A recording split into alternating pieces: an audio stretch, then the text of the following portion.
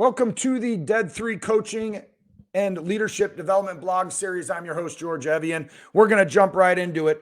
I was at a coffee shop yesterday, 2 days ago, working on just doing work, just going through some leadership things, working with some of the teams I'm working with professionally. Had to jump into a coffee shop just to take some calls and get on some meetings as I drop my kids off at school.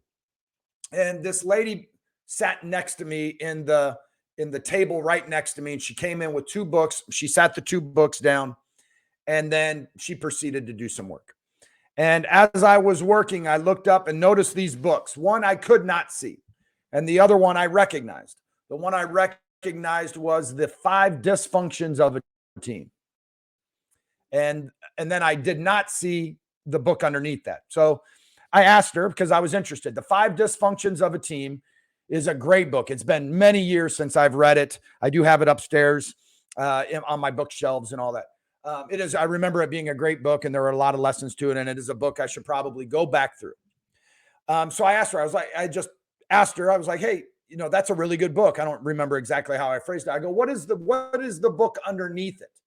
And she pulled the Dysfunction of a Team book away, and this book was called The Advantage, written by the same author of Patrick Lencioni. I could be wrong on how to pronounce his last name. I'm certain I am. But he is the best-selling author of The 5 Dysfunctions of a Team, and this is a book called The Advantage.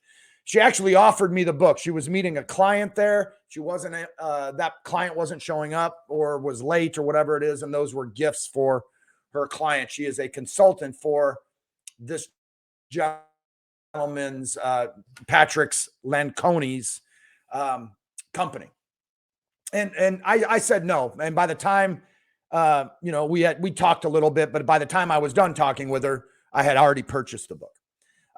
And so the purpose of this quick 10-minute blog series, we're already 2 minutes in, is some things that really hit me. I got this book. It came yesterday, started reading through it, want to finish it in a week or so. And I'm highlighting this and I'm writing things down. And the pillar that I have read so far, what is important and what they are hammering home, is how important organizational health is over strategy, being smart. So there's two ways to look at it according to what they say. There is smart versus healthy. Smart versus healthy. And when they talk about smart, they say CEOs and executives and leaders always are looking at strategy, marketing, financials, technology. That's where their focus and energies go. And the book goes on to talk about this, and it's true. Those are things that we measure. Those are things that we can report on. Those are things that show progress. Those are things that stakeholders, shareholders all want to hear. Here's our strategy. Here's our tactics. Here's our vision on those things. Here's our financials. Here is our marketing. And here is the technology, right? So it's easy to lead with that. It's not easy. You understand what I'm saying?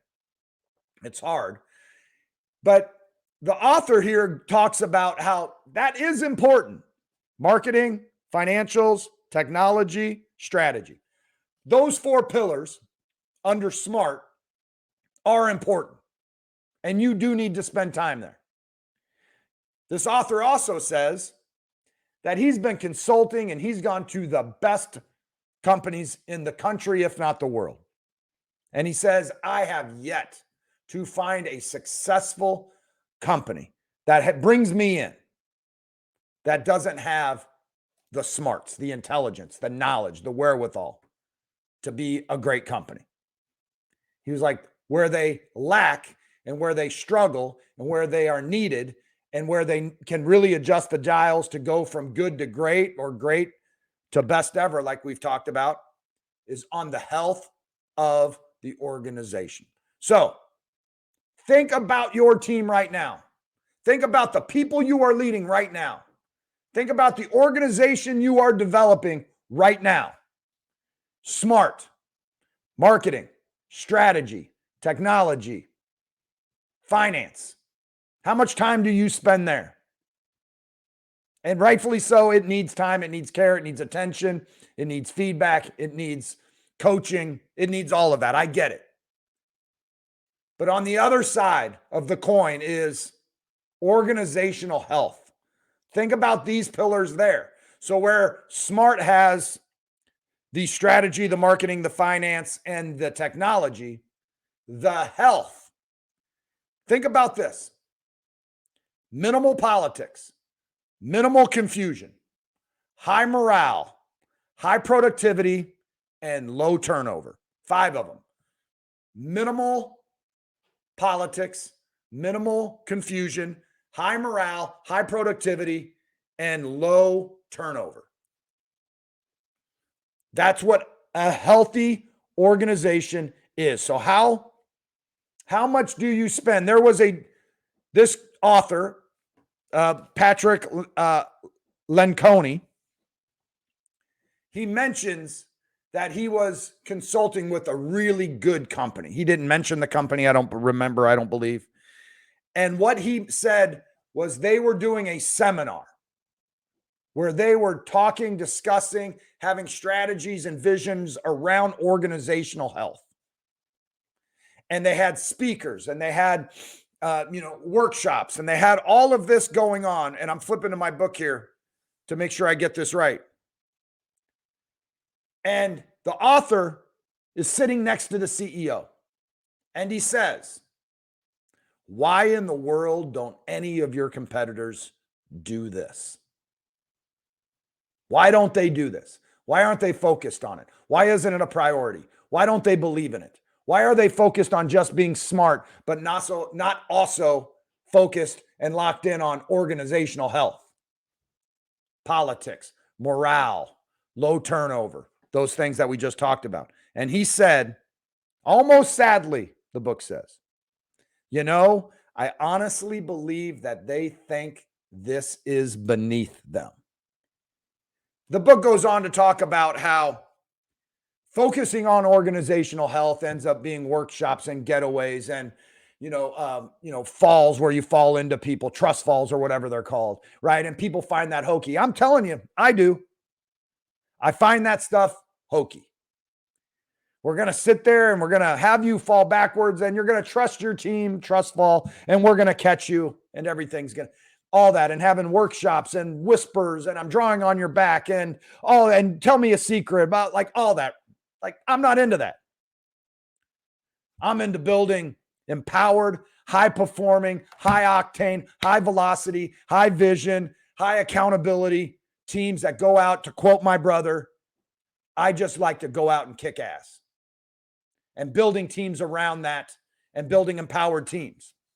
So some people may find it hokey, but he goes on to say it's not, and there's ways to do it. And the idea that this CEO says they think it's beneath them.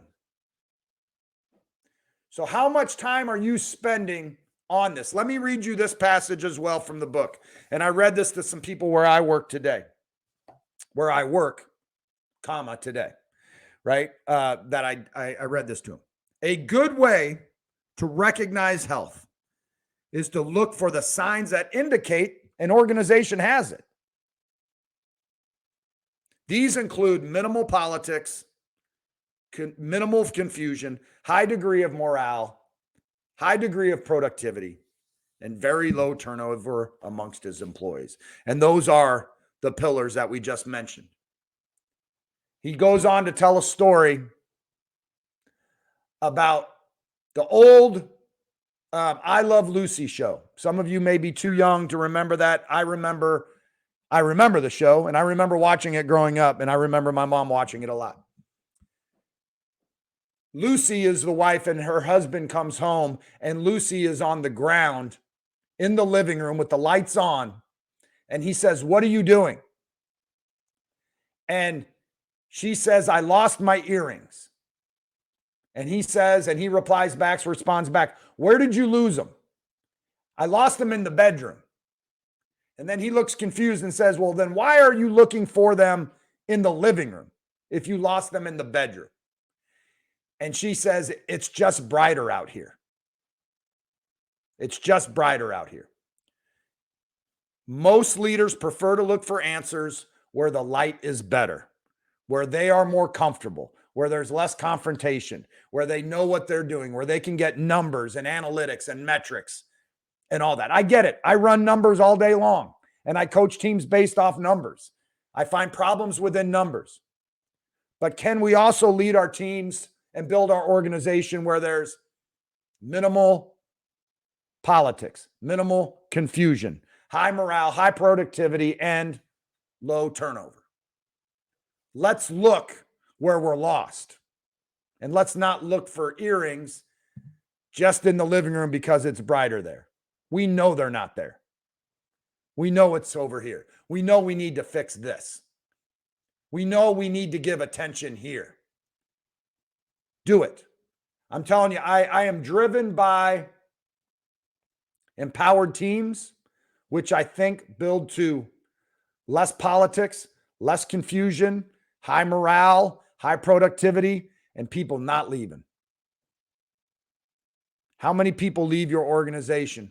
And building an organization and empowered teams, empowered people, an empowered organization where people always feel like they've got the best job in the world and there's no reason I would ever leave this job, even for more money.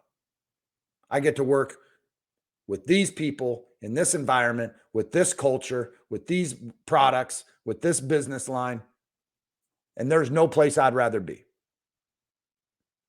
So think about your teams. Being smart is really important. Strategy, finances, marketing, technology. That is all really important. But you need to give as much care, much thought, that much consideration to a healthy organization built on no politics, no confusion, and high morale, high productivity, and low turnover. Please reach out to me if there's anything, like if you want to comment on this, like this, share it. I love having a conversation. People are reaching out to me on my Instagram page, and we're having great conversations there. We also have our products that we're building on our website. Please reach out to us there as well. It's all about building a community, building conversation. And again, I don't, to quote Simon Sinek, what I really love about all this is I don't have all the answers. I just have a point of view. And let's talk about our points of view and let's get better. Have a great rest of your day. Thank you.